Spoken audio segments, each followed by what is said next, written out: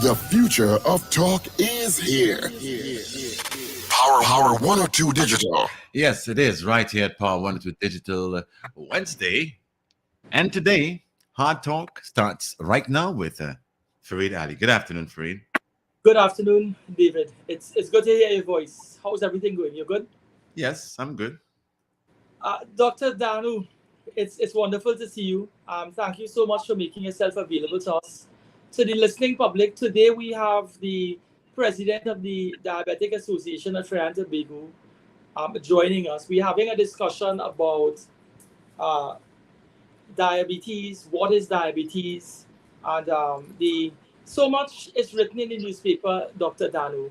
I've been reading recently, and even when I checked some back issues of the newspapers, um, it was being put in the public space that a sugar tax should be implemented in order to, I would imagine, put pressure on people to access uh, food items or maybe the product itself in terms of making it as difficult as possible, more difficult or less accessible. But anyway, the public isn't interested in what I have to say.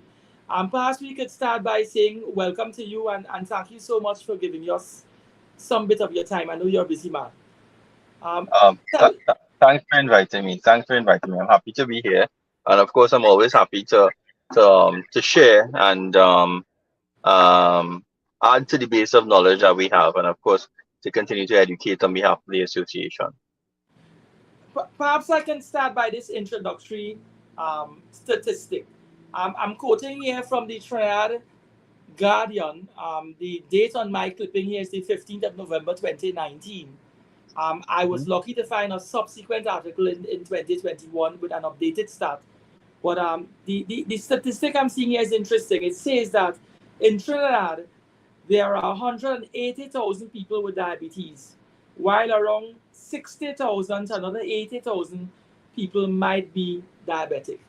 So, in a population of 1.4 million, thereabout, to have 180,000 people diagnosed with diabetes and another 60 to 80 likely to be undiagnosed. That is a serious statistic. I read in another article that last year 278 persons, there were 278 amputee operations taking place in Trinidad and Tobago, and 80% of those were diabetic related. So, is the threat of um, diabetes a threat that we should take seriously? Yeah. So a lot of information you put out there in that opening statement. I think I want to address a couple of things, and lastly, well, the last thing that you said, if it really is a threat, yeah, it is. We need to take it seriously. Definitely, we do. We have been taking it seriously, but of course, there's so much work to be done. So much to still do to really um get to the point that we need to get to. So I want to touch on a good few of the points that you raised. So one, in terms of the prevalence, now we have an estimated prevalence of about 15% of our population. Um, and that's estimated because the last time that we actually would have done any studies, any national surveys would have been in 2011. That would have been this national step survey. From that, estimates have been made, and estimates are now have been projections, or rather projections have been made from those original pieces of data, and that's where we arrive at the 15%. And that 15% puts us at about 180 to 190,000 persons. Now, what we do know is half of the persons who are living with diabetes are undiagnosed, and this is a global statistic. It may be higher in Trinidad. We just don't know because we just haven't done that work as yet. So we really need to get that work done to be able to capture that information. You also said about amputation. So it's much more than that. We actually have in excess of an amputation or at least an amputation every day. So it's more than 200. It's about 300 into the 400s, and that's just below the knee, above the knee amputations. When you consider digits like toes and parts of the foot, it's far more than that. A statistic that you could think about is that uh, the single disease or the single issue that persons occupy hospital beds for, the most hospital beds are taken up by persons who have some sort of diabetic foot damage or foot injury. So most of our hospital beds in the country are taken up by that. So it's really startling to understand the impact of diabetes, especially on feet. Besides, of course, all of the other things that diabetes would affect. Wow, that's a tremendous statistic. It's frightening. Now, my understanding of diabetes is the inability of the body to convert food into energy. Now, that is very simplistic. You're the doctor here. Um, is our problem, I know there's type 1 and type 2 diabetes. I grew up hearing about um, type 1 and type 2 diabetes, and one being one that you tend to be born with, like a childhood, and like your children have it and you're born with it. So it's not a lifestyle to say, well, you ate your way into that difficulty. You were born so much so that you're genetically predisposed to it. Could you enlighten us as to the difference between type 1 and type 2? Yeah. So yeah, so you're pretty close to what we would use as a definition for diabetes. It's not really the ability or the inability of the body to convert food into energy, but rather it's about controlling your blood sugars. So it's the inability of the body to control your blood sugars. Now, of course, your body naturally does this with hormonal influences, with physical influences, but of course, primarily it's hormones that control this, which is your insulin. And you'd hear about insulin a lot, probably in our discussion. Other hormones as well involved in that control, but primarily when you're unable to control your blood sugar, as in your blood sugar is supposed to be within a narrow range, and if it goes above or below that range, that tends to mean that something is not allowing you to control it well. And having low blood sugars or high blood sugars are pretty dangerous for someone living with diabetes, or anyone really. So type 1 and type 2, and this is one of the most misunderstood um, concepts about diabetes, because for most people in Trinidad and Tobago, they aren't sure what type 1 or type 2 is, and a lot of people think type 1 is a bad one or type 2 is a good one, and type 2 is the one that has you drawn down, or think people say these types of things, but really type 1 and type 2 diabetes are two different diseases. Their cause is different, and you're right to say generally for type 1 diabetes, you would tend to see the onset in children. Now, people in Trinidad again like to say you're born with diabetes, and you're not born with diabetes. You do develop it for type 1, that is, at a very early age. So type 1 diabetes is the rarer of the two major forms. Of course, there are other forms, gestational, there's other monogenic forms, or very rare forms of genetic diabetes. But generally, the two major forms, type 1 and type 2. Type 1 is the rarer of the two forms. So about 5% of people who are affected by diabetes would have type 1. Type 1 is an autoimmune disease, and it basically means that for some reason, and we're not sure of the exact reason, and there could be a mixture of reasons, which include genetic factors, which include environmental factors, even infection. We've seen persons who've been infected with COVID develop type 1 diabetes. And we have a lot of triggers that could actually trigger the immune system to think that your pancreas is some sort of foreign invader. And whenever something is foreign in the body, of course, your body is going to attack it. And that's what the autoimmune effect is really we're talking about. So for some people, and again, for type 1 diabetes, the onset is very early in life. So from a few months old for some children to as young or as old as in your 20s or early 30s. Very rarely would someone be diagnosed in their 30s or beyond, type 1 that is. And for the rest of their lives, they basically, your pancreas no longer makes insulin. So you need to inject insulin for the rest of your life, sometimes multiple times a day, but every single day for your life, you need to inject insulin. So we have very young children, as young as a few months old. Now we have about 200 or 300 children that we know of living with type 1 diabetes in Trinidad and Tobago. We have a group of them in the association. We're actually going to have a camp for them very soon So we have a lot of activities and initiatives for them, but they are going to they have to live with this for the rest of their life. There's no cure. There's no change for type 1 diabetes. It is how it is. Now, type 2 diabetes is the more common form. And when we think of diabetes, this is the type that you would think persons have. And again, this is what we would refer to diabetes because of insulin resistance, because of impaired glucose tolerance, where your body isn't able to um, use the insulin which is made as it should be made. Either cells aren't responding to it or the insulin isn't working as it should. So this means that although you're going to be in the very early stages being able to control your blood sugar, insulin is being produced and insulin isn't working as well. And for some period of time, you're going to have a period where we refer to as pre-diabetes, when your body is kind of overworking, your pancreas is kind of overworking or working overtime to compensate, to manage your blood sugars. And then there comes a point where your pancreas can no longer compensate or no longer produce enough insulin, and there's where type 2 diabetes is diagnosed. And this is type of diabetes we tend to associate with obesity and tend to associate with getting older and those other risk factors. So that's in a nutshell what the difference between type 1 and type 2. Dr. Farid, I'm very interested in what the doctor is saying. Good afternoon, Doc. I'm David McIntyre. I'm in studio.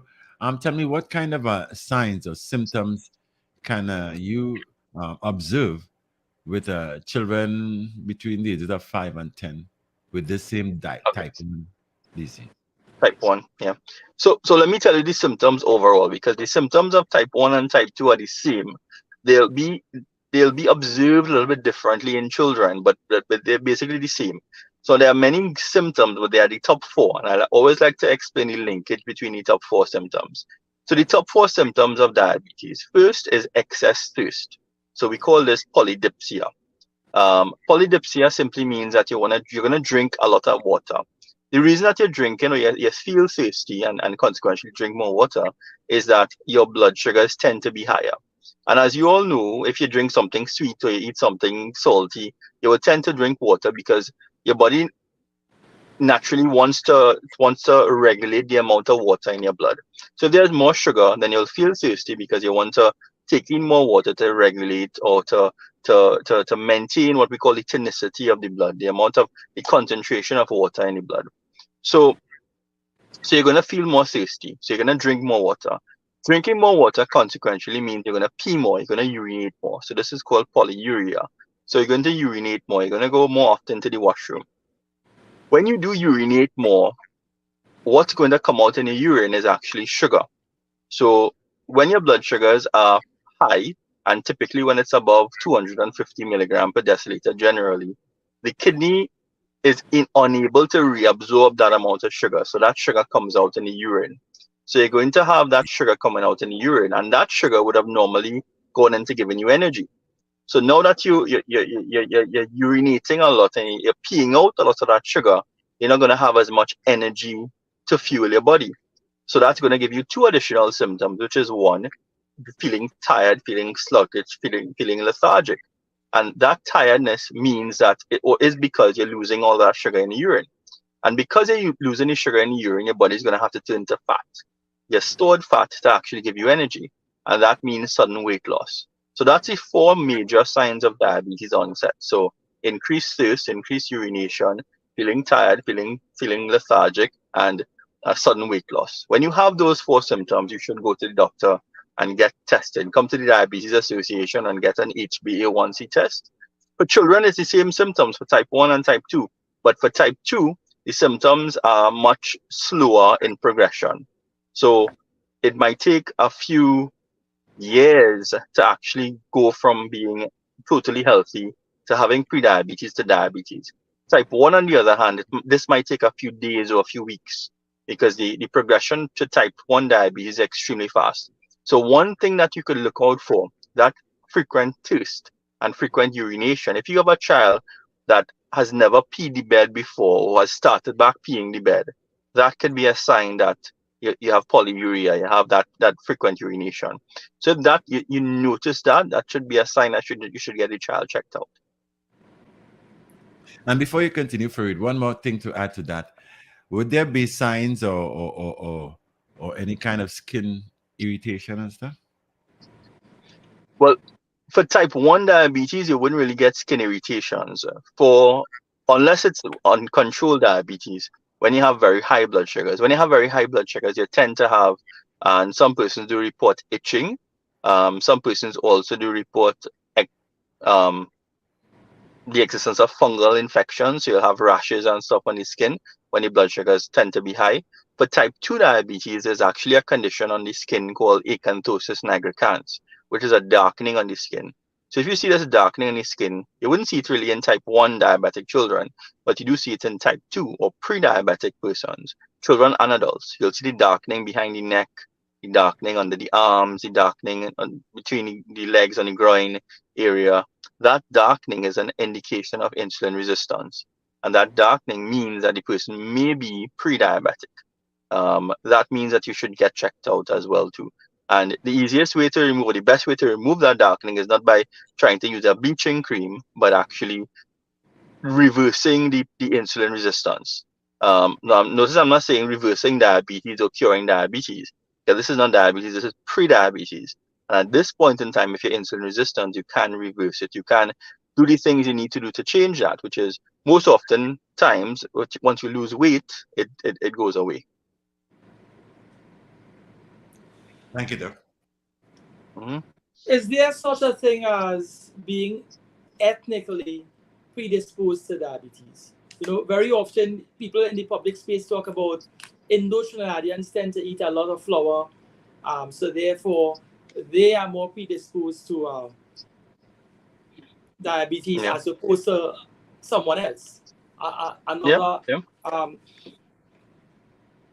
I'll say one thing. Yeah, go ahead. Yeah. So I'll say one thing.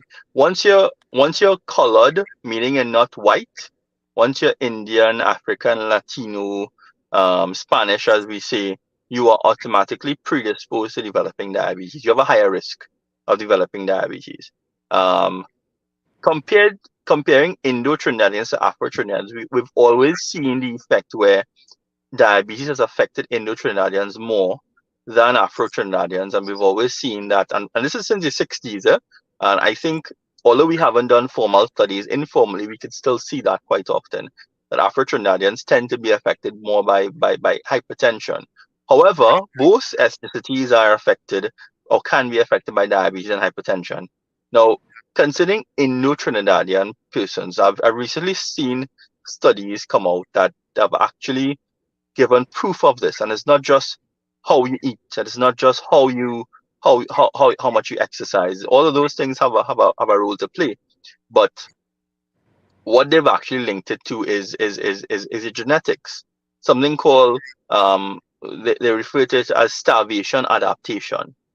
And this study has been done and looked at in the Indian diaspora around the world, and what they actually found was that the Indian diaspora, and I mean they blame the colonialism on it, but because of colonialism, the Indian or our Indian ancestors would have gone through about 30 different famines, 30 different periods during the time of our ancestors when they were starving. Now, this has led to what is referred to as a starvation adaptation. That simply means that our bodies, Indo-Trinidadians that is, our bodies have adapted to hold on to calories more, hold on to fat more. And let me give you this simple scenario. Everybody's body could do this, and this is the reason why that is actually harder to lose weight for most persons than to gain, or rather harder to lose than to gain. Let me give you an example. So this is how all of our bodies work. Let's say, for example, in ancient days, and in the days where you had hunter-gatherer societies, so say you have a tribe and you have two brothers, and you have one of them who tend to hold on to fat. So they eat and they gain fat, and then the fat is on their body. And then you have another brother who could eat and then eat anything and then burn it off very quickly. So in Trinidad, we like to say somebody have a high metabolism. So you have these two brothers and they hunt down, I don't know, a saber-tooth tiger, a woolly mammoth, something, and they eat it, and talking tens of thousands, hundreds of thousands of years ago. Now, if it is they eat, they're not going to get time, or rather, they're not guaranteed of another meal, probably in a week, 2 weeks, 3 weeks. They don't know when next meal going to come. So the person who holds on to the fat is the person who is going to survive over those weeks. The person who burns off the fat quickly, the skinnier person, is the person who's not have a lower chance of surviving. Now, if you have a higher chance of surviving, that means you have a higher chance of having young. You have a higher chance of having children. And those children are also going to have a higher chance of having those same traits. Now, if that continues over a period of time, and I mean that's evolution, if that happens over a period of time, that's the reason why most of our human population today has that ability to hold on to fat, has that ability to store fat, and that which would have been an advantage to us, to our ancestors, are now a disadvantage, because we no longer have to hunt down food. We no longer have to even cook food. We could just pick up our phones or drive to a drive-thru and get it. So calories are extremely available and easy and empty. So that is really to our disadvantage now. So we've seen that, and again, especially in the Indian diaspora, this may be one of the reasons why diabetes is so, and diabetes and other non-communicable diseases are so high, because we've experienced epigenetic changes that cause us to have the ability to actually hold on to fat a lot more. So this is something very interesting, and I think it's worth exploring, and it's worth thinking about. It's not just how you eat, but you also have a genetic predisposition. But that means that you just need to work a little harder. So persons who do have that predisposition, persons who do have diabetes in their family, it means that they need to work harder. They need to exercise more, take more initiative to exercise more, take more initiative to have healthier diets, take more initiative to get tested and screened earlier on. Very often I've heard that diet and exercise is the answer to fighting off any diabetic condition. And what happens when that sort of information reaches the public space is a lot of people abuse food, and they tell you, well, what I do is I diet and I exercise, and I exercise more to compensate for the amount of food that I eat, or for abusing a certain type of food. What is your position in relation to that? Is it a sensible stance to take in terms of exercising, overcompensating by exercising?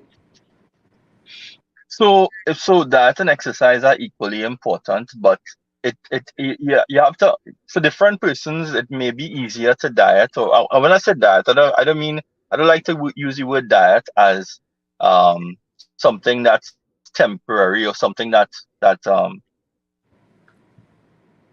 I think I just lost a second. Yeah.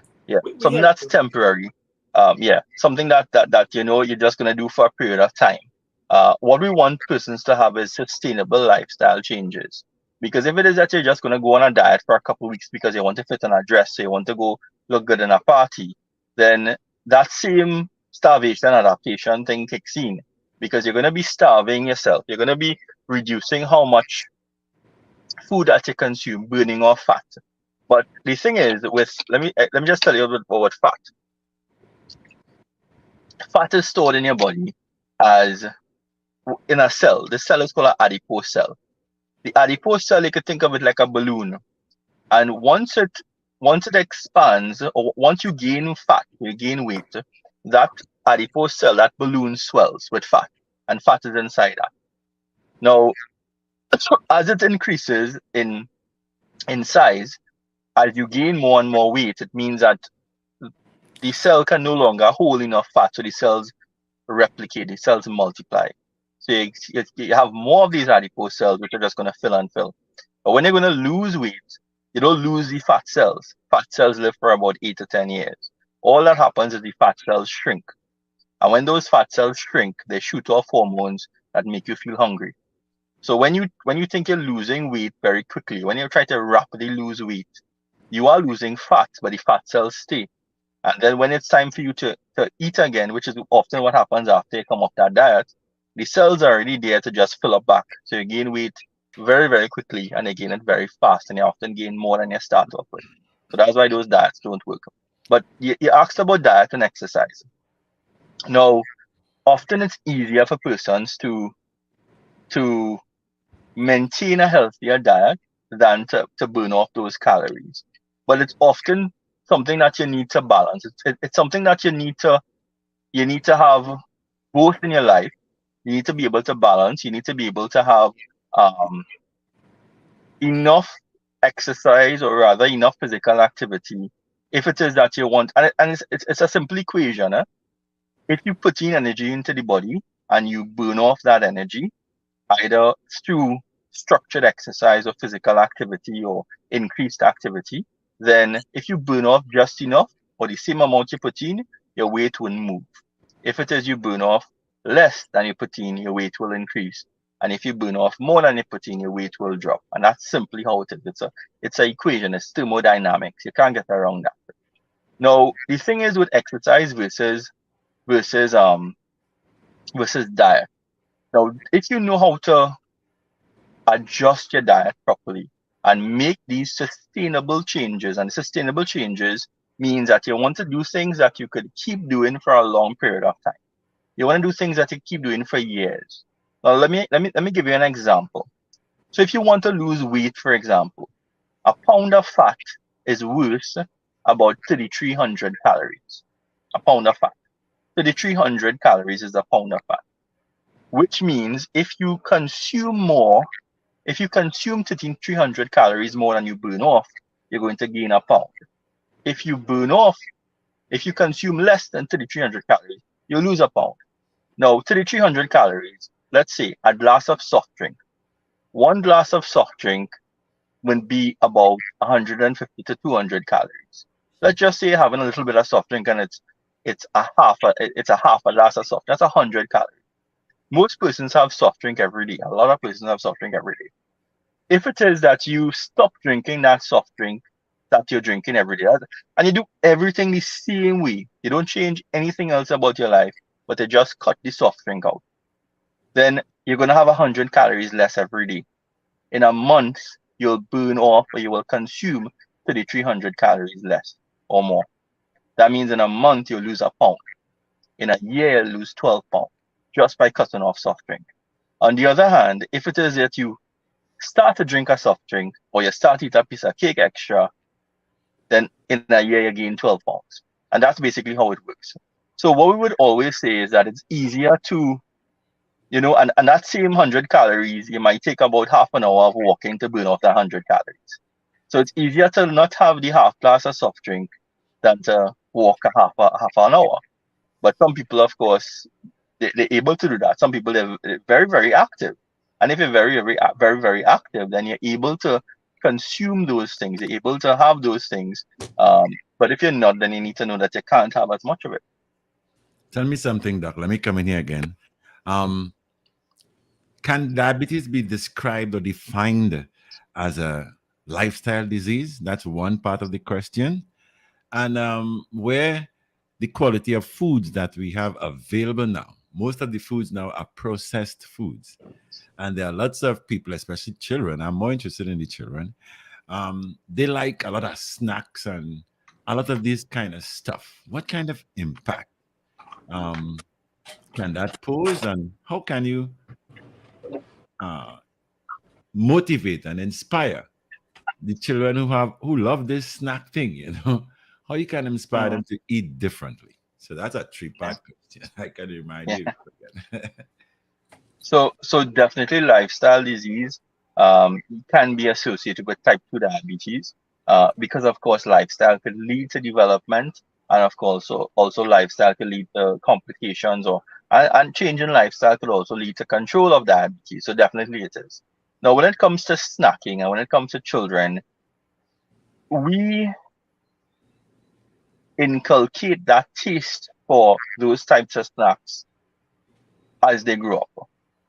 Meaning that when you're born or when you grow up as a very young child, you don't have a craving for very salty and very sweet tasting things. But as you consume more and more of them, you actually develop one, a tolerance for the taste, and two, a craving for it.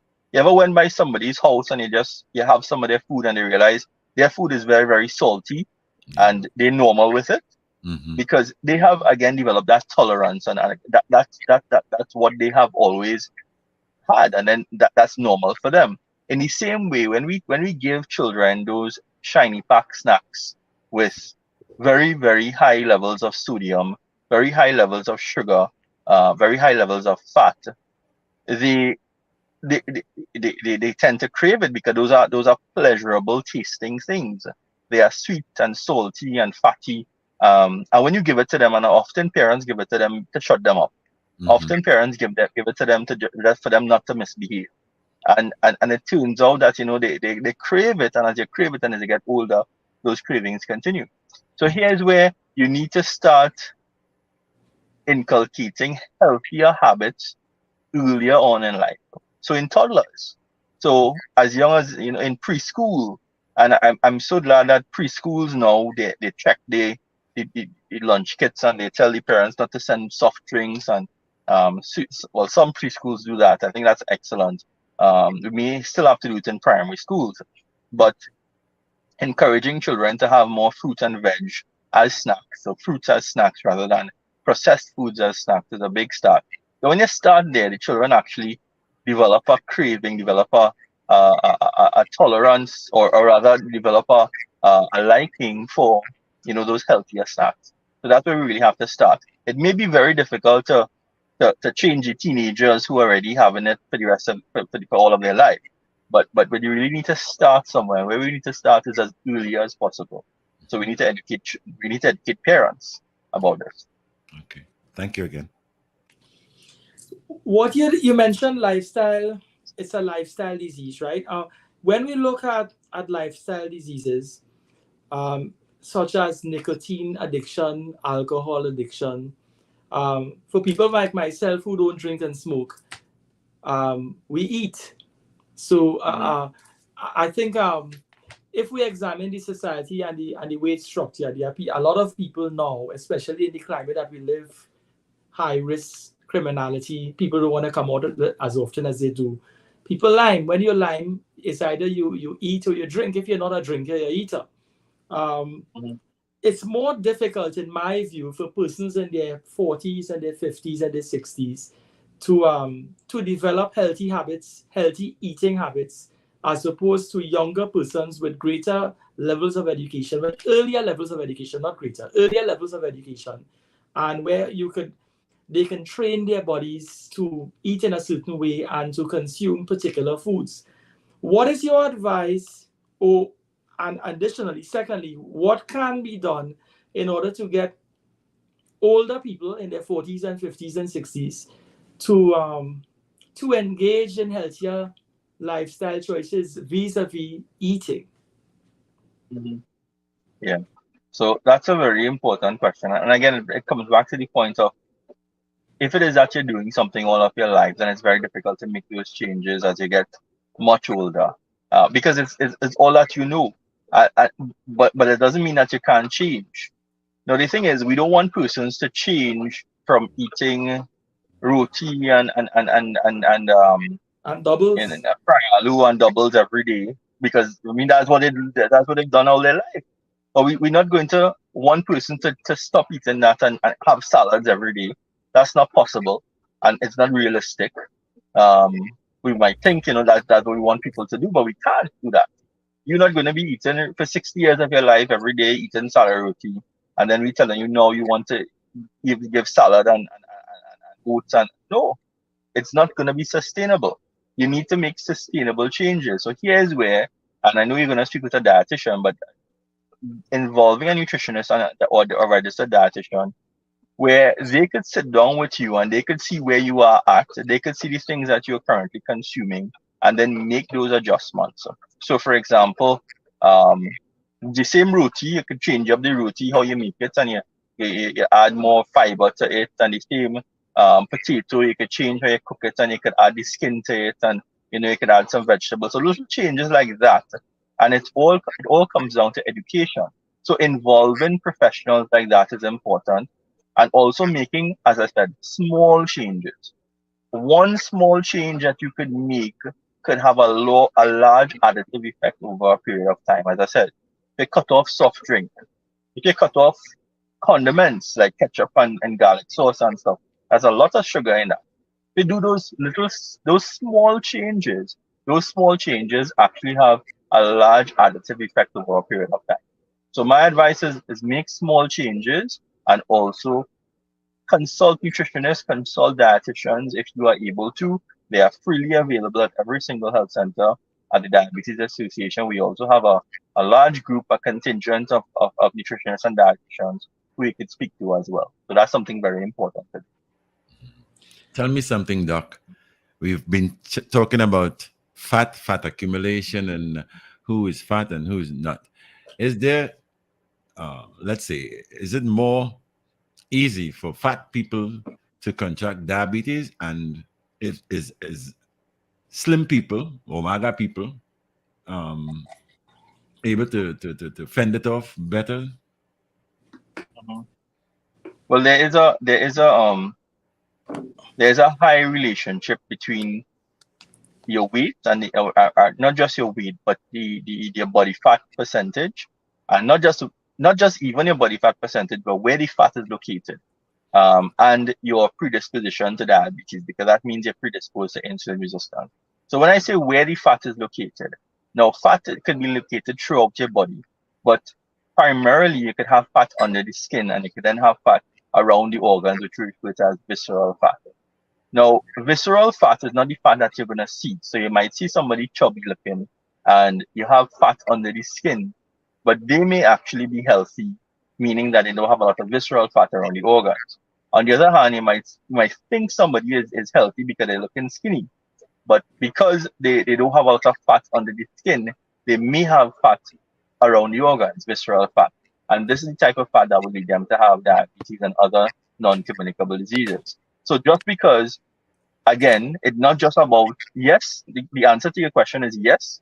If you are overweight, if you have excess fat, it does put you at higher risk.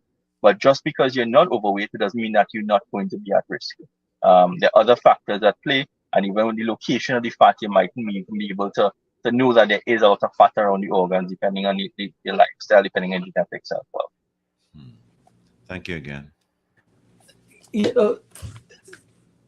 I'm not trying to be alarmist, but some of the literature that we read and some of the information in the public space tends to make people and Trinidadians on the whole hypersensitive, meaning if it is you are diabetic, you don't want to go do anything, any contact sport, engage in any contact sport, or you don't want to go for walks, you're afraid to get cut, because if you get cut, there's problems with healing, your risk amputation. This is the kind of alarmist thoughts that persons who are already diagnosed carry around.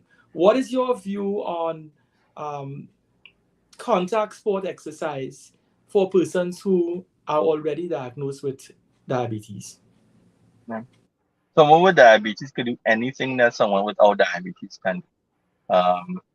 Once you're controlling your blood sugars, then you're not gonna have the effects that people think they may have. So for example, if your blood sugars are pretty high, then you're gonna have a higher chance of having poor healing wounds. You're gonna have a higher chance of getting something called diabetic ketoacidosis. You're gonna have a higher chance of even having, conversely, low blood sugars at some periods of time. So those are things you need to look out for. But if it is that you're controlling your diabetes, then contact sports and exercise and getting cuts shouldn't be an issue for you, because once it is your blood sugars are well controlled, then cuts are going to heal. If it is you do have cuts, and again, for people with diabetes, they need to check their feet all the time, especially because that's a part of the body that they often look at. So when you look at your feet, you often need to do that quite regularly to make sure that you don't have any cuts. And if you do have any cuts on your foot, then that's when you need to go to the doctor. Not put soft candle on it and pray and wait, or put one of the wool leaf. Those things don't work.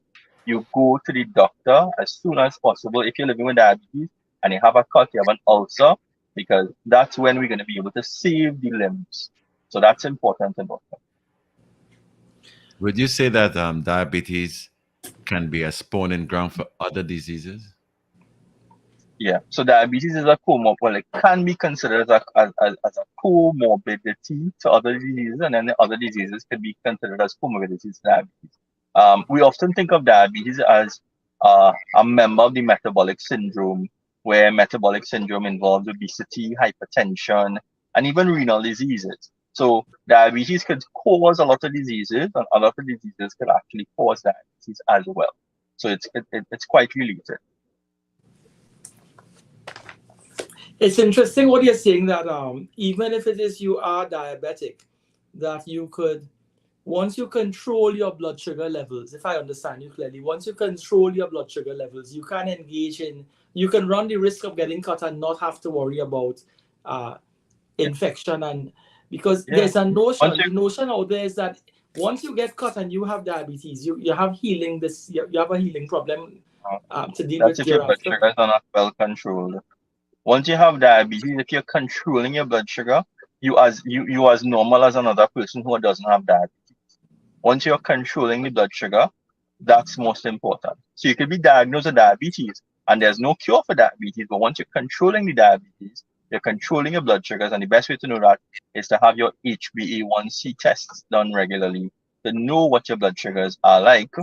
Once you do those tests regularly and you know that your blood sugars are well controlled, meaning for most persons have an HbA1c below 6.5%, then you're not going to have any of the effects that persons with uncontrolled diabetes are going to have. If you can make some suggestions with regard to the type of exercises that are recommended, because persons listening may be thinking, when you think exercise, you're thinking cricket and football. What about walking, running? How Yeah, much walking and running, in terms of recommended exercise, you would yeah. recommend? So again, we don't like to use the word exercise all the time. It's physical activity. So you just have to be physically active. Physical activity can mean taking the stairs instead of taking an elevator. Physical activity could mean walking around the place a little bit extra. Physical activity could mean taking a walk in an afternoon, or physical activity could mean going to the gym. What is recommended is 3 to 4 times a week of at least 30 minutes of moderate activity. Moderate activity simply means any activity that's going to make you breathe a little faster, any activity that's going to make you break a sweat, that's moderate activity. So at least 3 to 4 times per week, at least 30 minutes per session. If you could do that of structured physical activity, and you don't need to start at 30 minutes, you don't need to start at 4 times a week if you never do anything before in your life. You could start at 5, 10 minutes every day and then you increase gradually. So again, those small changes are additive over a period of time. Wow. We live in a culture in Toronto where people like to dine out. Everybody wants to go somewhere and eat nice food. Not I'm getting deeply into the food aspect of it, but um, is it that you would say, if it is we adjust our diet in terms of spending more time cooking for ourselves, because it's difficult to control what the corporate food is, what corporate industry is putting into the foods that we eat. They are trying to get us addicted to their product so we can buy more. Is it that you're suggesting that one of the other ways of controlling our sugar intake is that we cook our own food? Yeah, I mean that's something that we can do, and that's something that will help once we know how to cook the food properly. But the issue, quite frankly, is that when you think of food, and the reason why people consume fast food, it's in the word, it's fast. It's convenient. Yes, it's tasty. And we did a survey last year of young people, and the reasons why they consume fast food is not really because it's tastier. It's not really because it's cheaper. The main reason is convenience. The main reason is because you could easily access it. And we're living in an age where more people are so busy that being able to prepare food is very difficult. So here is where you can make choices. So you can still buy food and you can still make the choices of where or what to buy. It's very, very difficult, I would say. In Trinidad and Tobago, you have very limited options of healthier foods that you can pick up or prepackaged foods. But you do have Um, you do have a lot of options when you really put some thought into it. But generally, yes, cooking food is better. Cooking food at home, um, using the ingredients, fresh ingredients from the market or the supermarket, and one thing that you could actually do is meal prep. Prepare your things on the day that you have the time for the week, and that's something that persons can do to make it a lot easier. Tell me something, Doc, before you run away. Afraid I'm stealing some of your time. No time, no. Tell me something. Kind of vegetarian, a person who delves or ingests vegetables and fruits likely to be at risk with diabetes? Yeah, anybody could be at risk for diabetes. A vegetarian as well. A vegetarian could eat doubles every day. Yeah, that's a vegetarian too. So it depends on what type of vegetables or what type of vegetarian or what type of foods that you consume. So yes, anybody could be at risk. Okay, thank you, Kareem. Yeah. I want to thank you, Dr. Danu, for making yourself available. I know that you told me you have a 5 o'clock class. I don't want to keep you student. Yes. Thank you for the introductory topic. To the listening public, we will invite Dr. Danu again some other time when he's available, and maybe we can elaborate on other areas of this topic. Thank you again for your clear descriptions and for your wisdom and knowledge. You're most welcome. Thanks again for having me. I thank you very much, Doc. Enjoy evening. Very much. Yeah. Bye-bye. Okay, bye-bye. Miss Samuel, to the listening public this afternoon. Hi, how are you doing? All is well. All is well. It's good to see you. I was now about to indicate that we have Ms. Samuel, a registered dietitian, with us this afternoon. So we had an introductory discussion before you join us with regard to the difference between type 1 and type 2 diabetes.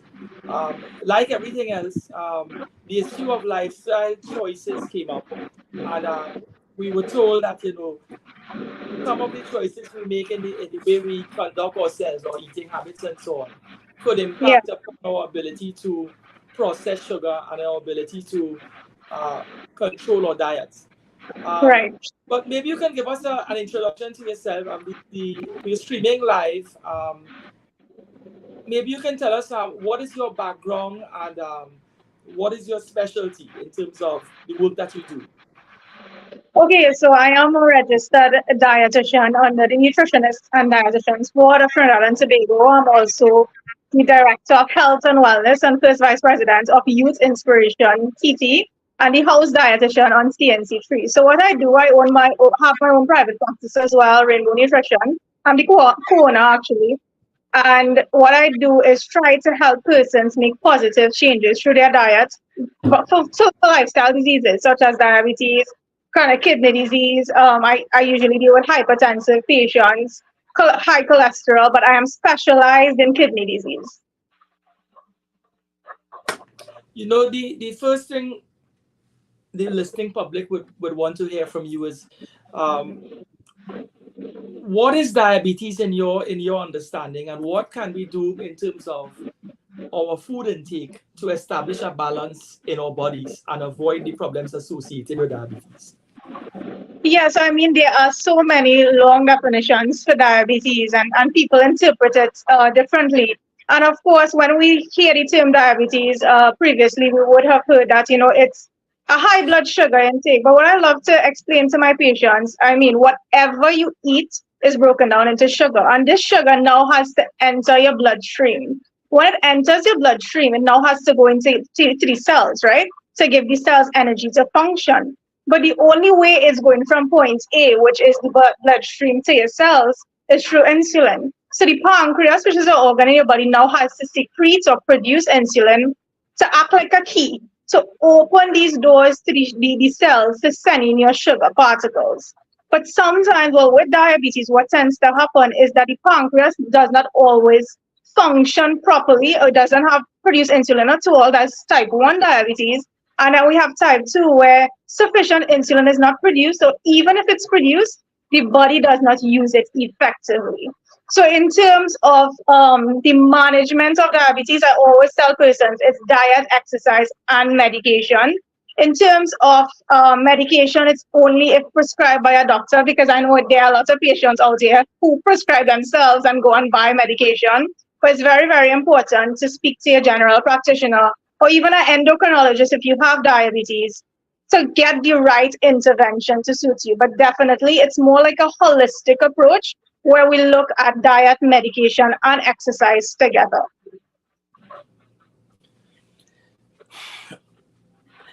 You know, I listen to what you're saying, and when we engage persons in conversations and we ask them what do they eat on a day-to-day basis, let me refer to myself. It's very easy for someone like me who likes barbecue, Right. to eat barbecue every day. And then if you like potato salad, you eat potato salad with barbecue. Then that's just an example. There are people out there who would have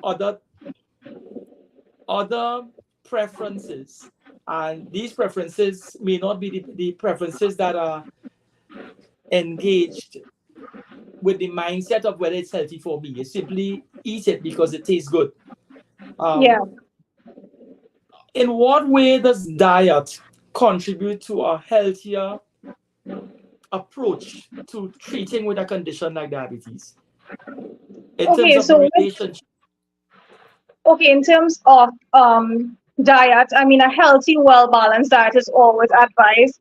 And what I mean by this is not just adding some slices of cucumber or lettuce to your plate and say that you are eating healthy.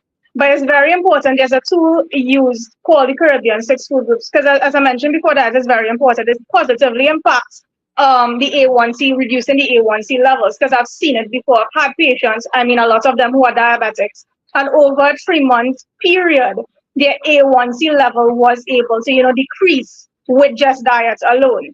So we have a tool, Caribbean 6 food group. So it consists of your staples, legumes, food from animals, fruits, vegetables, and fats and oils. So it's important to try to balance the meal where you have complex carbs. So a lot of persons know, like, our carbohydrates, they say carbohydrates are bad for you, but it's the type of carbohydrates we are choosing. So let's say we are choosing the white flour and the white rice and the white bread. Those are simple carbohydrates where it's broken down into sugars quickly. So it's where we consider a high glycemic index. So it raises the sugar quicker, right?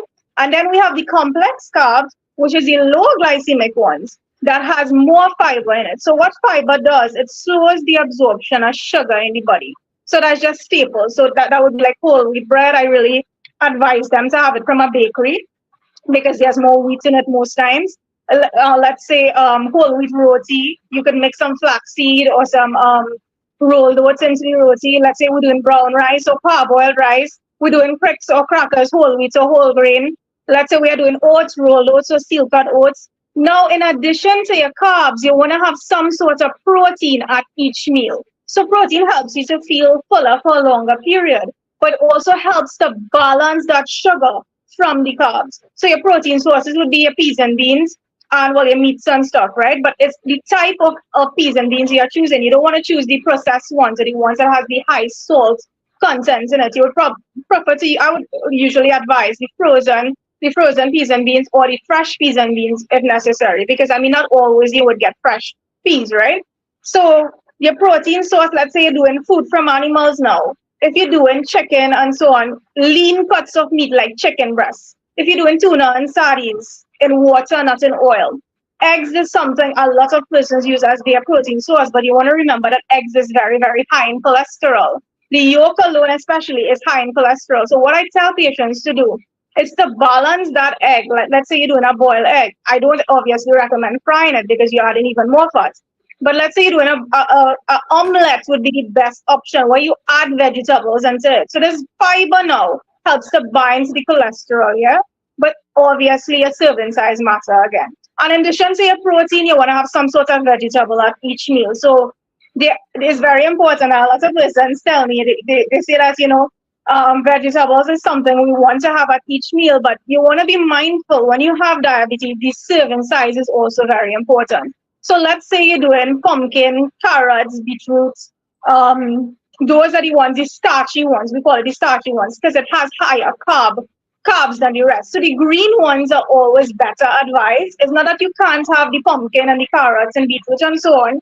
You can have it, but in the amount you are having it. So if you realize a person's eat like, let's say pumpkin and roti, and it's white roti with pumpkin, that's automatically going to send up the sugar. But let's just say you eat whole wheat roti with a pot spoon of pumpkin and an egg on the side, that's going to balance the blood sugar. So my point is, Fareed, that you want to balance the plate, where quarter of your plate is your complex carbs. And this is a universal tool or guide we use called the My Plate Planner. So you can look it up on the internet, where quarter of the plate is your complex carbs, quarter is your lean sources of protein, and half is the vegetables. So in terms of having a balanced meal for somebody who has diabetes, it's important to have this combination together rather than just having carbs and carbs alone.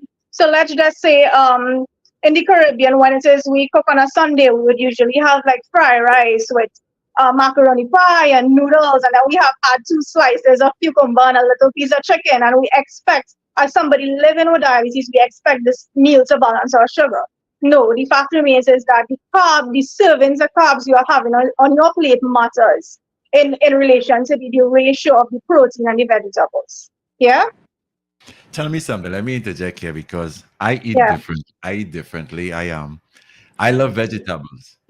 Right. So sometimes I will have vegetables for breakfast and dinner. My plate will have like tomatoes.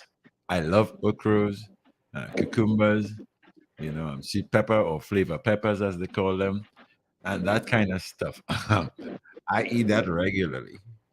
Tell me, am I doing the right thing? So is it that you're having vegetables alone? Yes, I eat it alone just like that. Okay, so in that case, I mean, again, it comes to if you have a family history of diabetes or not, but regardless, in terms of your protein intake, I think it's very low from based on what you are telling me.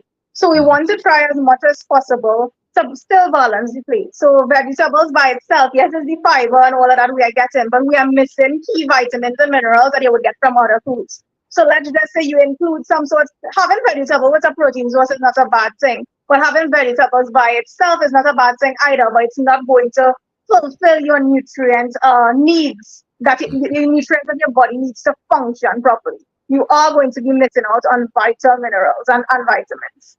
So if I should have, like, sometimes I feel like for eggs, I like boiled eggs. So Right. if I had vegetables in the morning and when I get home in the night, I feel to have 2 boiled eggs. Sorry, I didn't hear the last part. If I ingest vegetables for breakfast, and then Right. midtime I feel like for eggs, is that Yeah. creating a balance? Or Yeah, are well, they- definitely there you are creating that balance where you have the protein and the vegetables. It's always best to have them together where you already have that combination of your protein, your veg to balance the meal. But let's say you have it within the hour or so, your eggs, but again, it's how much eggs you are having. Because eggs, as I mentioned, it is a good protein source, but we want to be mindful of the cholesterol content in it, in the yolk especially. Yeah. So if we are doing something like boiled eggs and you want to do one with the yolk, one without, some persons do it like that. And it's usually advised, let's say you do have a family history of high cholesterol, you would have done your blood test and you saw that, your cholesterol or triglycerides and whatever is high. It's very important to monitor how much eggs and so on you're having. Another source of protein, so protein doesn't always have to be your meat sources. It could also be things like your peas and beans, but again, it's how you prepare it. A lot of persons in the Caribbean, they prepare peas and beans using brown sugar and ketchup where they stew it, right? Mhm. So it's how you prepare it. Let's say I usually recommend stewing with ruku, or some persons call it ufu, or you stew with 100% tomato paste instead of the brown sugar and ketchup. So peas and beans could be a good addition to your vegetables if you don't want the eggs or the chicken. Okay. Fareed? Whenever I travel, what I miss about Trinidad is the food, and what I miss about the food is the sauces. Yeah. Very often, if I go to Barbados, everything to me there, when you buy fast food, you don't get the Trini sauces. The Trini sauces are garlic sauce, mayonnaise related sauces, ketchup, mustard, When you buy barbecue on the street or fast food, um, Yeah. everybody has a way of making barbecue sauce that is, their way. Um, Right. the sauces is a big part of our diet. The listening public out there, I would imagine that their narrative in some way may be similar. We associate good tasting food with sauces. Yeah. What is your view, in your experience, about those sauces or sauces that are made available in the public space? Is it that, are you of the view that we should be very conscious of the junk food that we eat out there, or the fast food that we consume in various places, and be particularly mindful of the type of sauces and what goes into that? Yeah, so I mean, if you are, well, we classify junk food as anything that's unhealthy, right? Or with a lot of fats and sugars and oils and all of that. So if we already, let's say you say you love barbecue, we are doing the barbecue with fries and just a little bit of fresh salad and you're adding sauces, you are automatically increasing your sugars because these barbecue sauces and garlic sauce and all of that has a lot of added sugar in it, right? So adding that would just increase your sugars as well as increase your calorie content that you are having.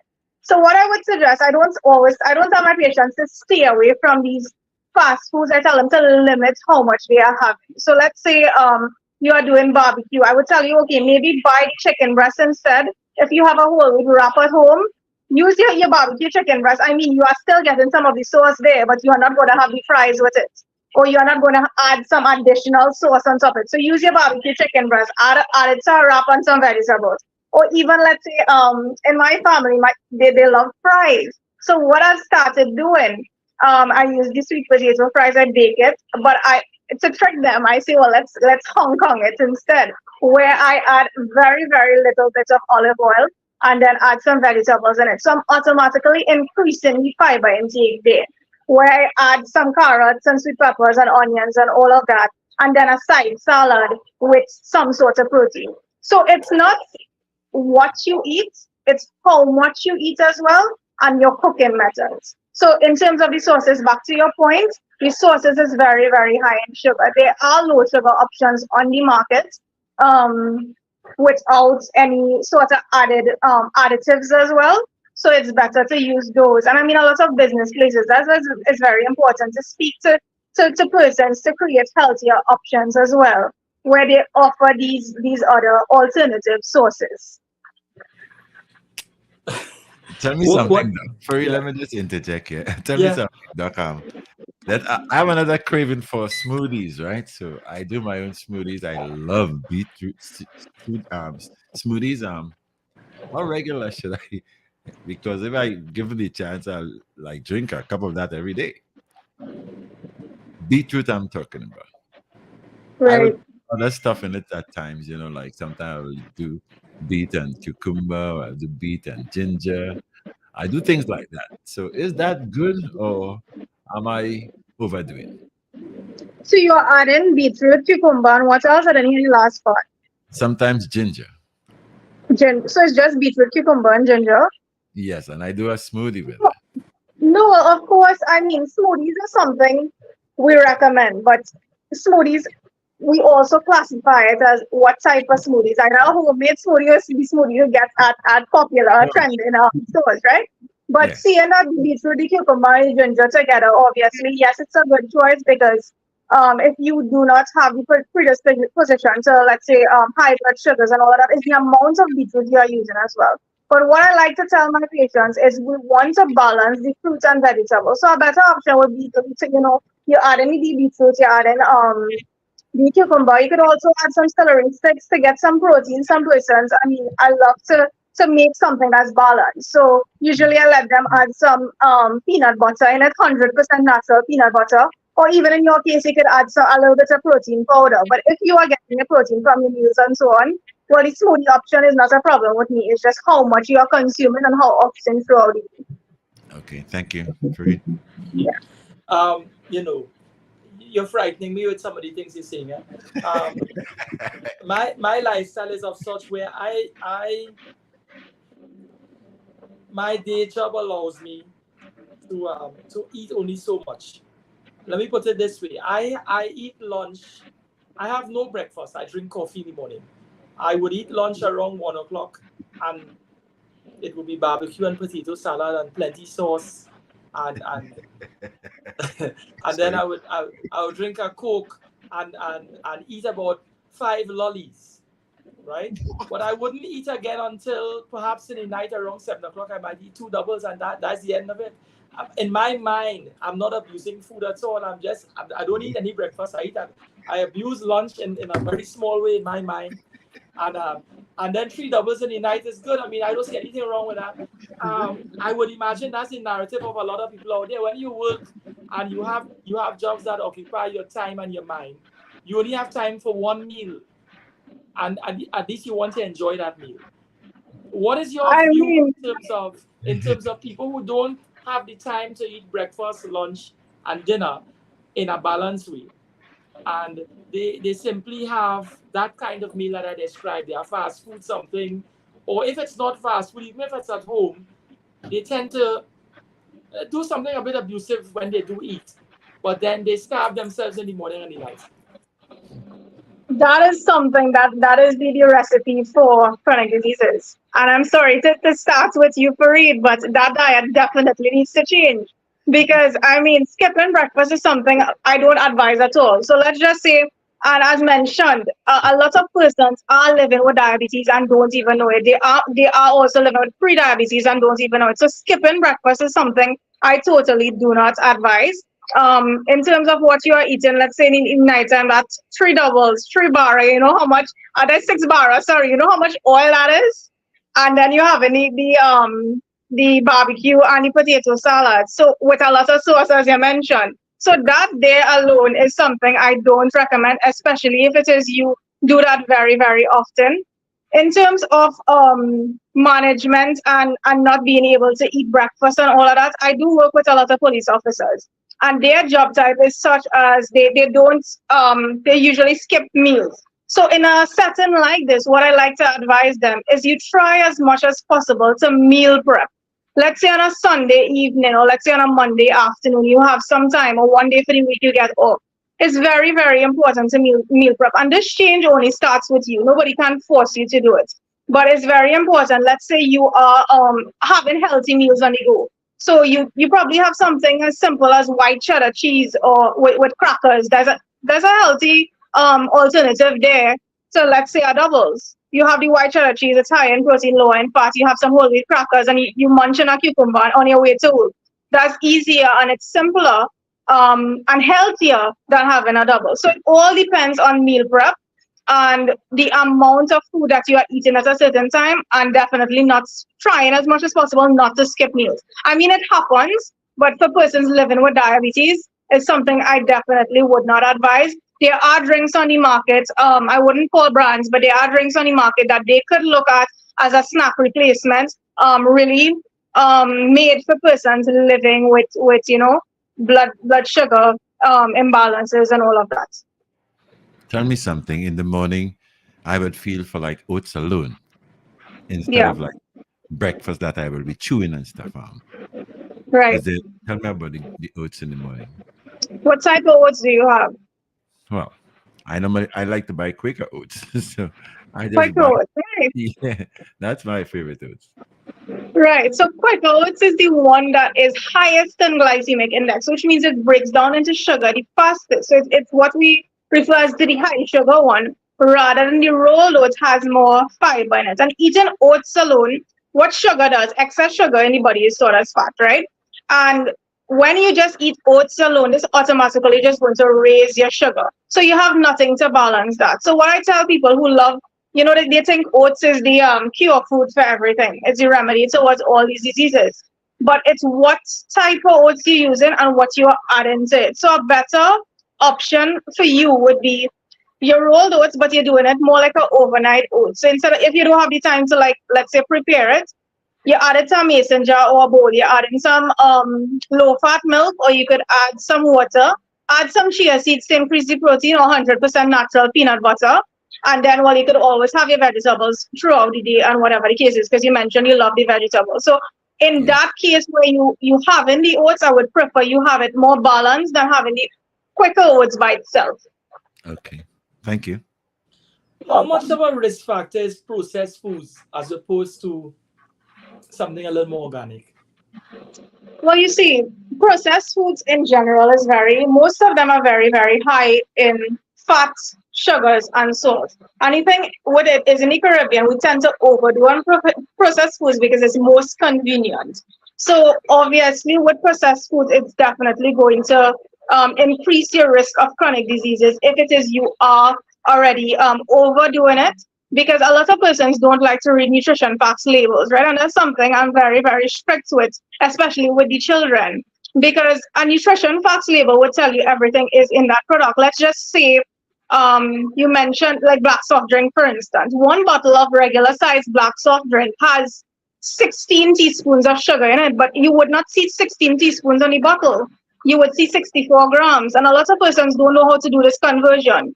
So 1 teaspoon of sugar is 4 grams. 1 teaspoon of sugar is 4 grams. So by the 64 grams divided by 4 would give you 16 teaspoons. That's how you are able to find out the sugar content there, right? One drink would probably give you not just a drink. Let's use a cookie.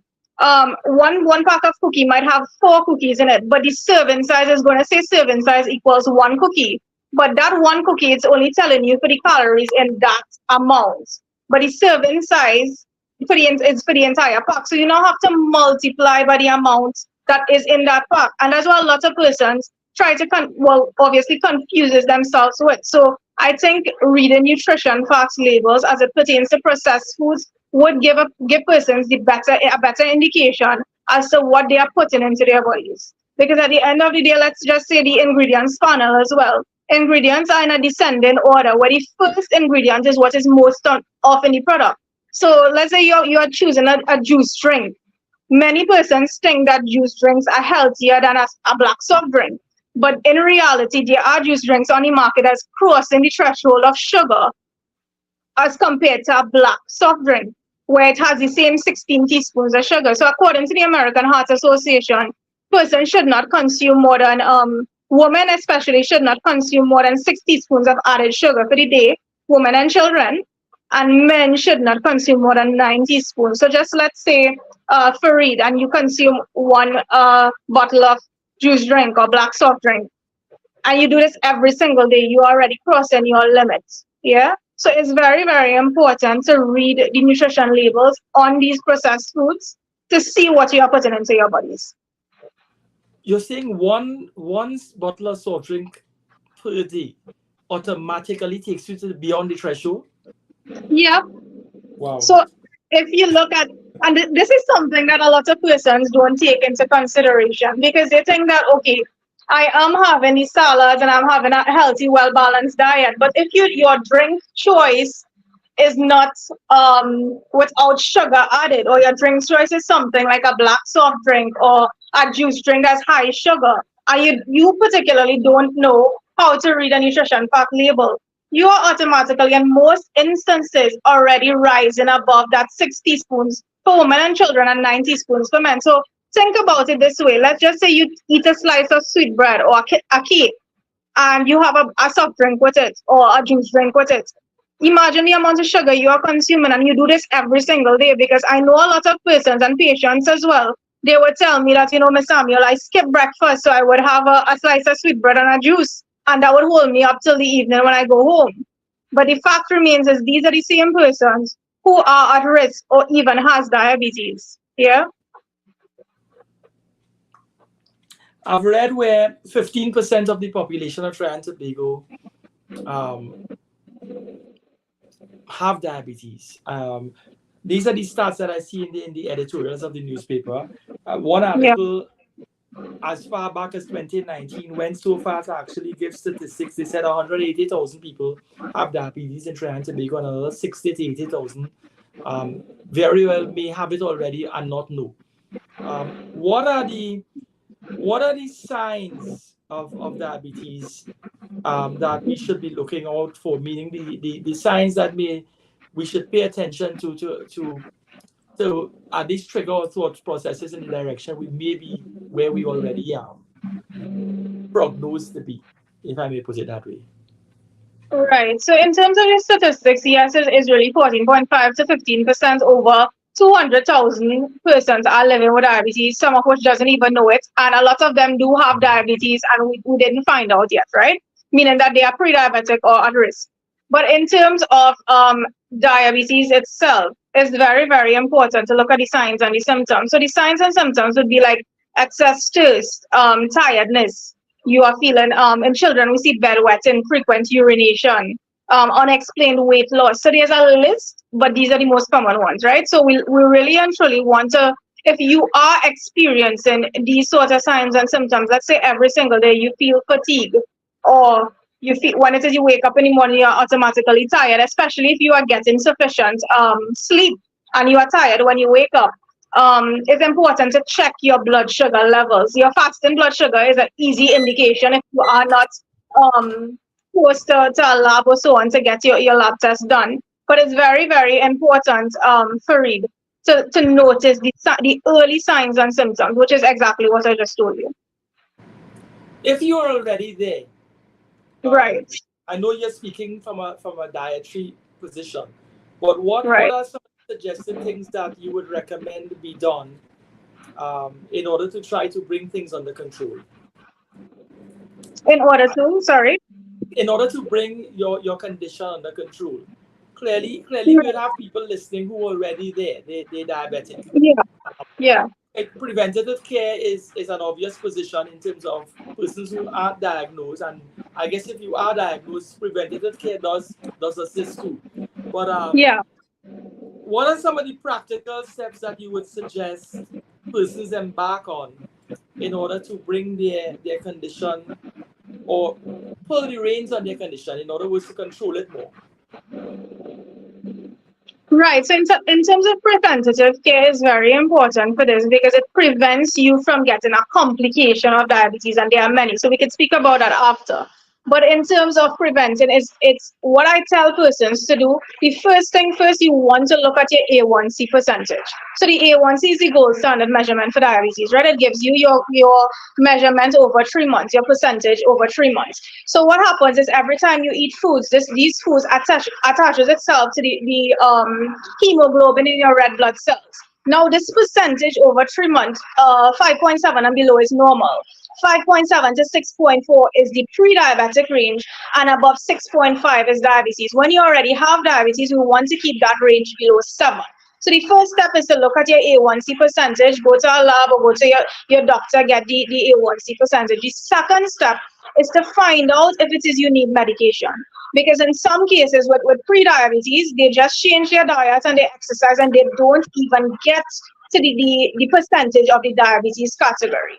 And the third step now, if you find out that you need the second step needing medication, the third step is your diet and your exercise. So in terms of diet, obviously, I recommend trying to eat 5 to 6 meals for the day if you're already diabetic, meaning that you don't want to skip meals. So let's say you wake up at 6 a.m.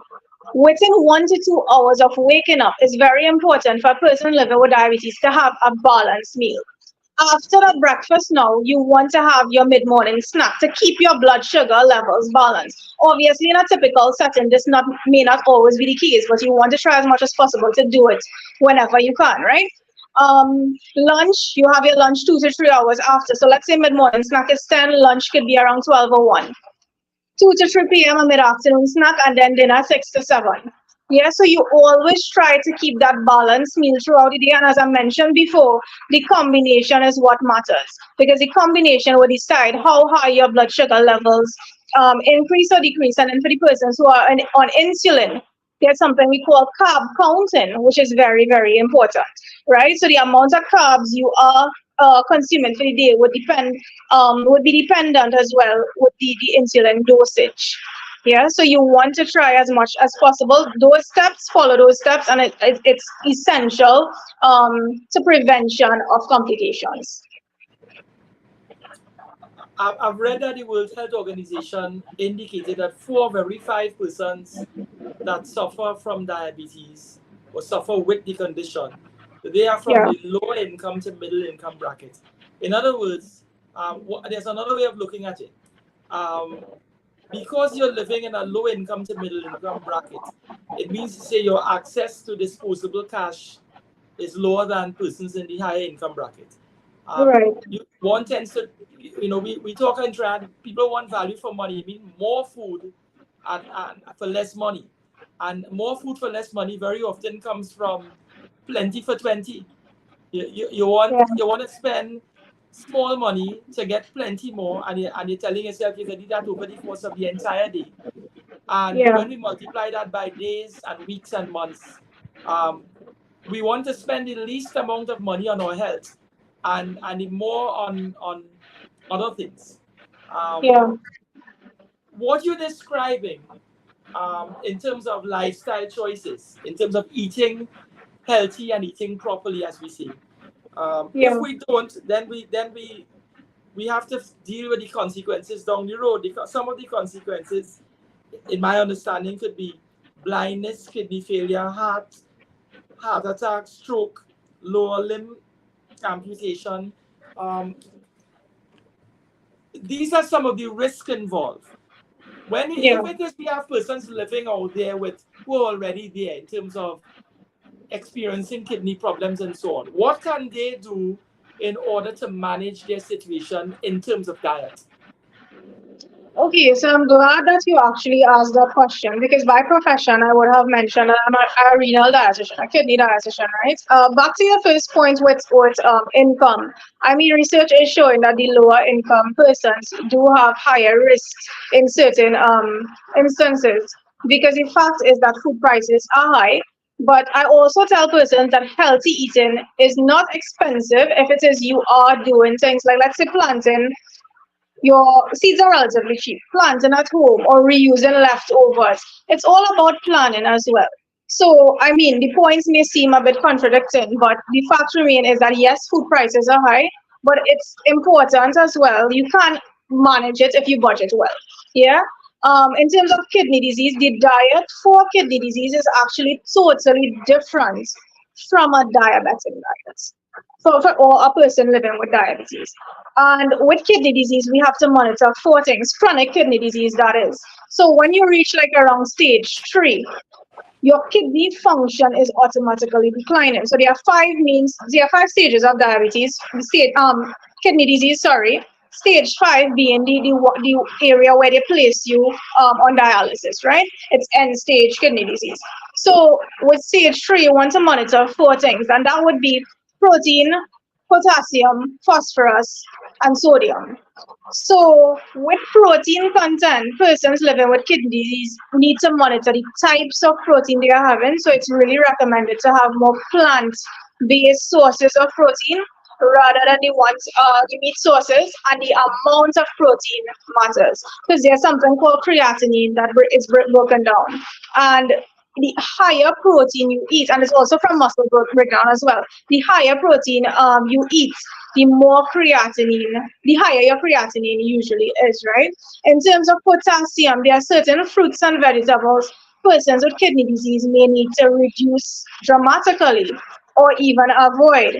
So it's important to know these as well. And I mean, at the healthcare system, yes, they give you a guide and all of that, but it's very important to ask to see a nutrition professional or a dietitian to be able to guide you about the ones that you should or should not have.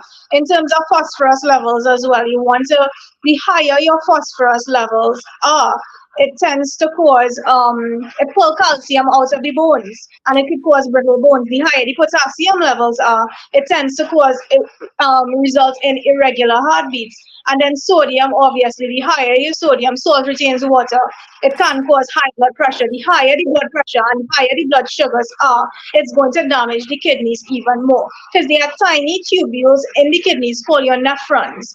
And similarly, like diabetes causes nerve damage. When it is you already have high blood sugar and high blood pressure, these small nephrons or tubules in your kidneys are damaged over a period of time. And the more damage happening is the higher stage of kidney disease you can go if you are not controlling these other things. Yeah, and a lot of persons would not tell you, well, what I've seen with my patients, and this is based on personal experiences, they come in with diabetes thinking that, I am going to change my diet and I am going to exercise and take my medication and listen to my doctor and be able to manage my diabetes. But sometimes I see A1C percentage all 9%, 14%, and automatically I tell them, I say, you need to go and do a kidney test. They come back to me with the kidney test and they are now in stage 4 kidney disease and they don't even know it. So that's how important it is to maintain that regular checkup. And when you know you have a high A1C percentage, the higher the A1C, the higher the risk of complications. And that's across the board, yeah? Tell me about renal conditions or the development of a renal condition that is you weren't accustomed to.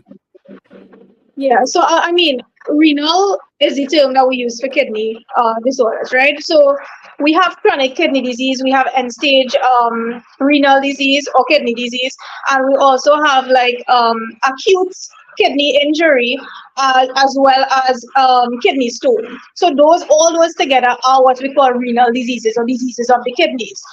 The most prevalent one I should say is chronic kidney disease and end-stage renal failure, both of which are caused in most instances by diabetes and hypertension. So these two categories is like we're looking at 3 bubbles here. Kidney disease, diabetes and hypertension is basically causing the third one, right, which is chronic kidney disease. And if it is you don't manage those two, you are going to end up in some problems, especially not just kidney disease alone. Amputations, if it is you have nerve damage happening, and let's say you're walking in the yard and you get a cut, and you wouldn't feel that cut, and let's say it's not healing properly, you don't even know if you get a cut in the first place and it's not healing. If that cut becomes infected over a period of time, it could eventually lead to, and your blood sugar is high on top of it, it could eventually lead to what we call gangrene. And in most cases, we have to do some sort of amputation, yeah?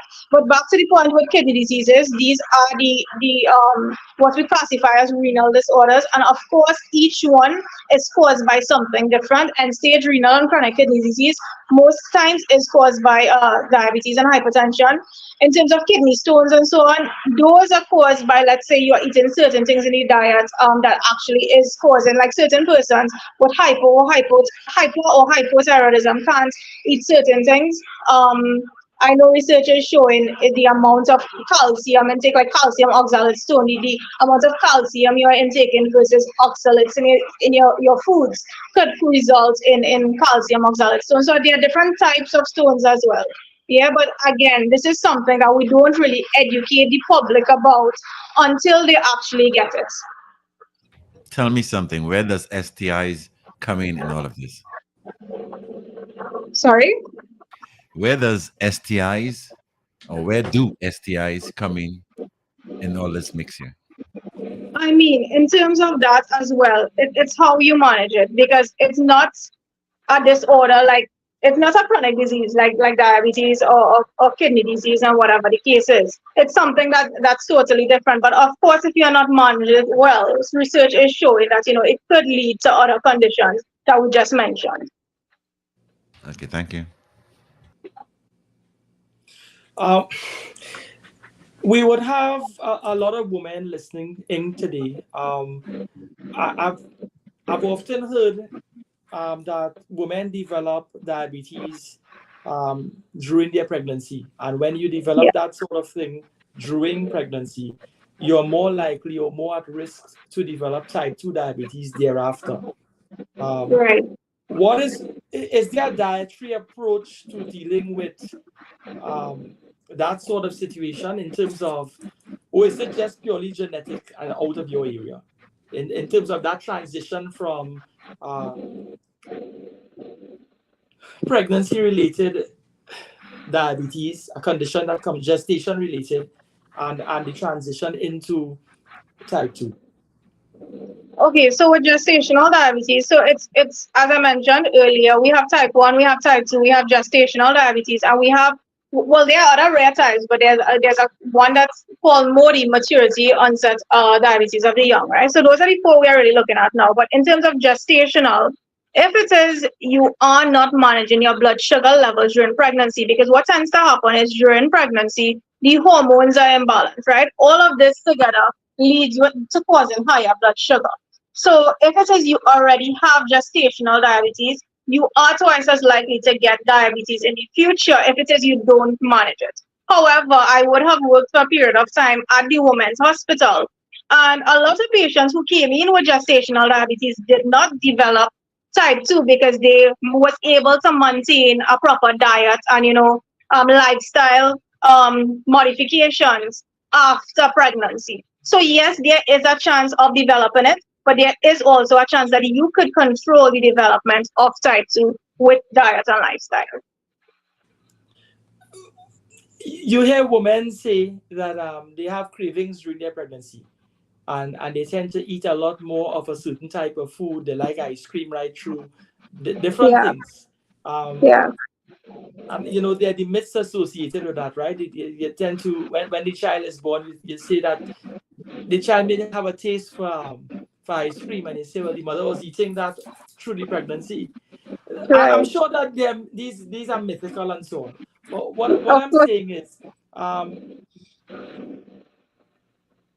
it that during pregnancy, women should control their cravings, because if they feed into these cravings, then they're increasing their likelihood of developing thereafter a predisposition to, or an inclination towards, or moving in the direction of the diabetes being outside, extending itself beyond the gestation period. Okay, so in terms of women hormones being imbalanced during pregnancy, or that hormonal factor you are taking into play, it's very, very difficult to avoid cravings, right? Because they are already, I mean, let's say they would crave ice cream or cake or whatever the case is. I would not tell them not to have it at all. It's how much they are having and how often. So yes, at a point you need to control how much you could be able to control how much you are having and what you are having it with. So, and this is something I use with children as well. So let's say the type 1 children, they go to a birthday party and they have to eat a slice of cake. I let them have a very thin slice of cake, but right after, this is a trick that I use, I give them something with fiber. So I give them a cucumber, or maybe I give them something like some whole wheat crackers. And that automatically helps to reduce the sugar a bit rather than just having that sweet alone. So for women who are pregnant and are craving these sweet things, the amount you are having and what you are having with it, well, throughout the day, the diet in general would definitely impact like the blood sugar levels. Yeah. So during pregnancy, it's very important to do what we call the oral glucose tolerance test to find out if you are at risk of gestational diabetes. All right. When we are addressing the issue of diet and diabetes, very often there's the concept that a high protein diet is best for diabetic patients. Could you address us in terms of that concept, or whether that is indeed so, or whether it should be the diet should be differently constituted? What is your view on that? Okay, so in terms of protein, yes, protein is very, very important for persons with diabetes. It's how you prepare it as well. Yeah, so I would not say having a very high protein diet. If it is you don't know if you have the predisposition to chronic kidney disease or any sort of kidney diseases, then you should find out that before you actually consume protein in excess as well, right? So in terms of protein, let's say for a typical person living with diabetes, we usually give them the recommendation. A simple guide would be the size of your palm, right? So 3 to 4 ounces of meat. But again, is the type of meat. You're not going to have fried chicken and say you're having a high protein diet.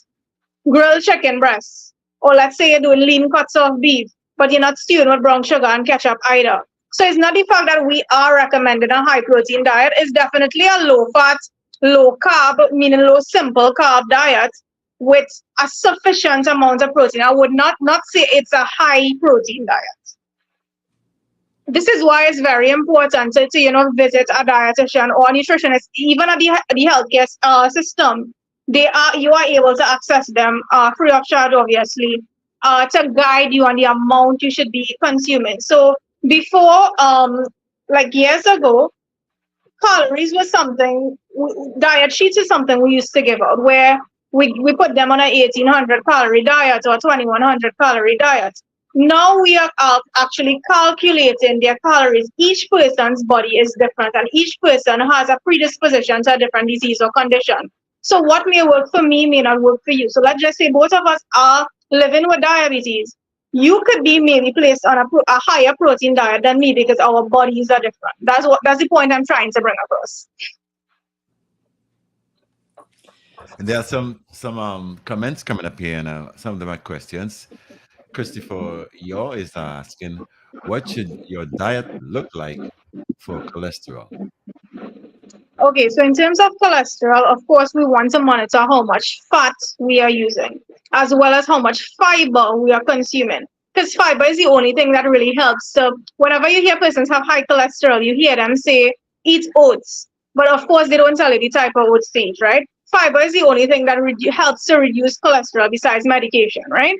So in terms of having a high cholesterol level, your diet should be low as much as possible. Yes, you need fats, but it's the type of fat, the low in saturated fats. So what you are cooking, the type of oils you are using to cook, or how often you eat fried foods, all of that would matter in terms of reducing your cholesterol levels. Yeah, so let's just say you are having fries 3 times a week, or even not even fries. Some persons like to fry vegetables, so they fry Karaili, or they fry bodi, or they fry same, and they eat fried foods often. All of those are classified, all those vegetables, they are classified as fried foods, and how much oil you are using, all of that would matter. So a high cholesterol level, the diet would be something that's richer in fiber, similar to that of a diabetic diet with the protein, the fiber, and of course the complex carbs and the vegetables. Yeah.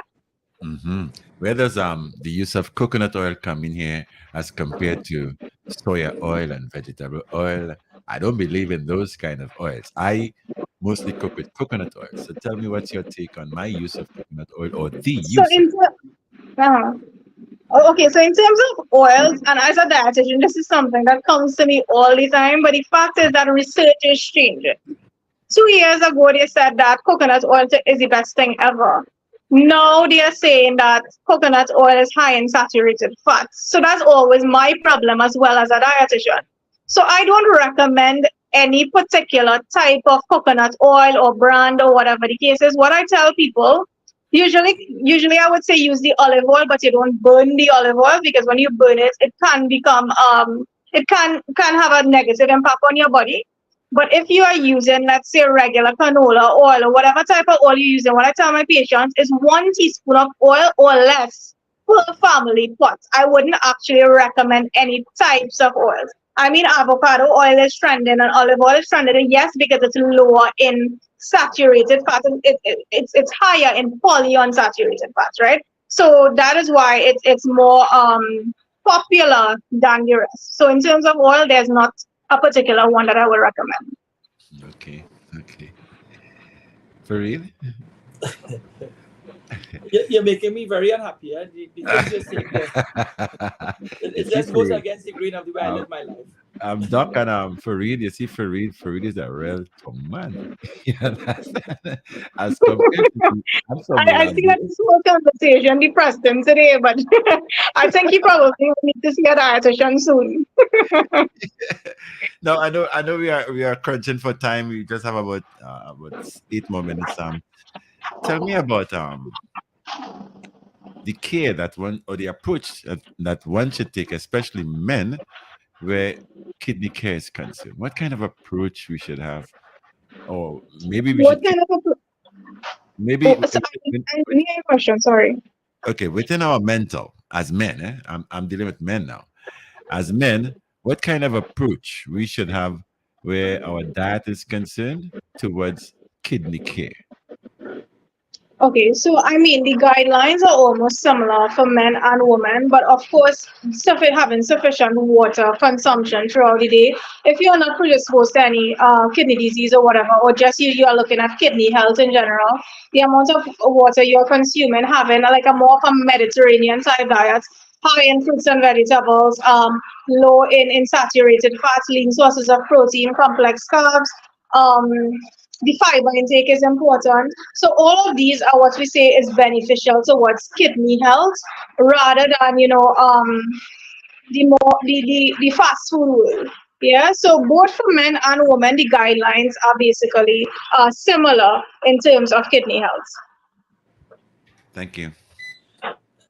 Nuts is an important part of the public diet. When you go to events, football and cricket, there's always the nuts man is a fad at the event.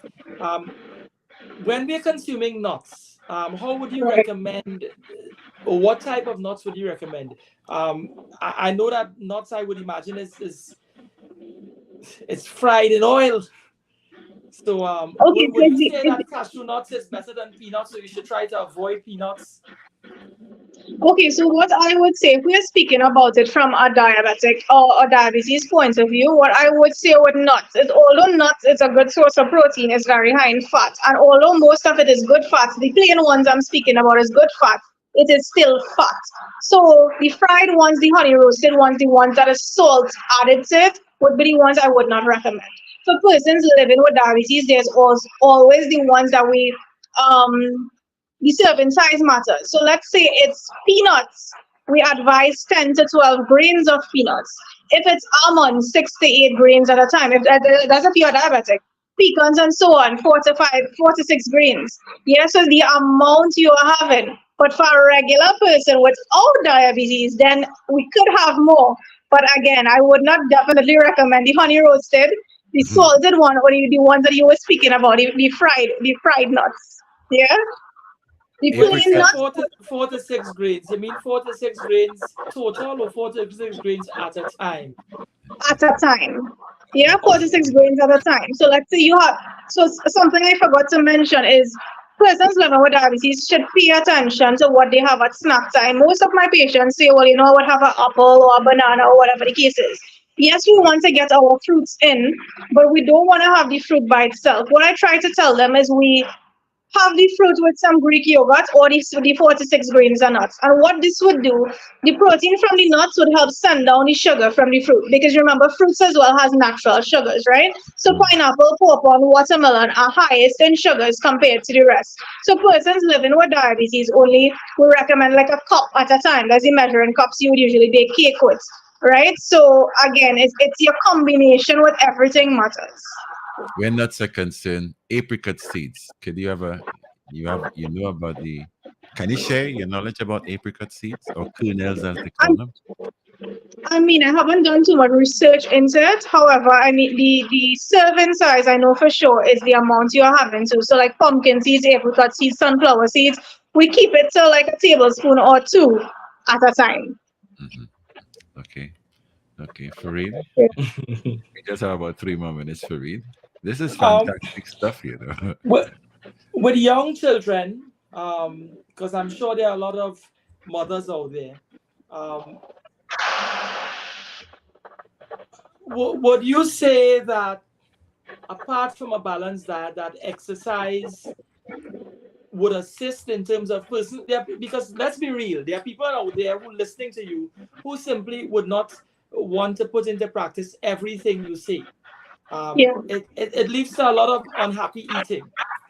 How do we balance the exercise with the diet? Would you say that exercise with the diet would compensate? I'm stressing on exercise. Would exercise compensate for the bad habit of eating a little too much in a particular area? I mean, first of all, when you say that diet type that I'm explaining, especially for persons living with diabetes, I would not say it's a unhappy type. What I would say though is how you prepare your meals, because you can have simple things as dal and rice and curry chicken with fresh salad on the side, but again, it's how you prepare it. Yeah, you could do things like whole wheat roti with if you're doing some potatoes or you're probably doing something, you just want to add some bhaji you had from yesterday, or maybe some chicken. It's not that you are cutting out these things, you are watching how much you are having. So for children, I would not say it would compensate for bad eating habits, because at the same point in time, type 2 diabetes is rising rapidly among children. However, it's important to try to have that balance as well there. So the World Health Organization recommends at least 3 to 5 days of exercise, 1 hour moderate intensity for children. So this could take the form of, let's say, jogging, brisk walking, swimming, and all of that, or even some sort of sport. So yes, if it is that your child is having, which obviously I would have a problem with, they are having a higher sugar intake. Yes, exercise in that case is very, very important. If they are having a more balanced type diet, which some children are actually getting accustomed to, because this would start them from what you are feeding them from birth come up. Because if you are getting them accustomed to having a snack at each meal that is a cookie or a slice of cake, they are going to get accustomed to that. However, I do have children who are type 1 diabetics, and they have, like, let's say, they would love to have a fruit like carrot sticks or some sort of fruit with a dip for a snack, or they love their fruit smoothies, or we do healthy recipes like a carrot muffin or beetroot, not a beetroot, blueberry banana muffin. Yeah, so it's what you train them with over the period of time, but exercise is definitely an important factor for them. If they already have like type 1 or type 2 diabetes, it's important to speak to their doctor first. If Ms. Samuel, they are taking. thank you for sharing your time with us this afternoon. A lot of what you said there is very informative. I'm sure it will assist the public in how they assist themselves through their eating habits. I would invite you again, and I hope you make yourself available for us. Yes. Thank you for Please all the do, information. Farid. Please do. Please invite the lady again. No, but thanks so much for having me, Farid. I think I know you're a bit unhappy with the conversation, but I think you'll be able to make that change, man. I could only try. Maybe I can try I it will and then try to switch, and help then him try too. and switch. I will do my best to help him. Thanks again. Enjoy the rest of the evening. And to the listening public, we've heard from Ms. Nandani Samuel, a registered dietitian.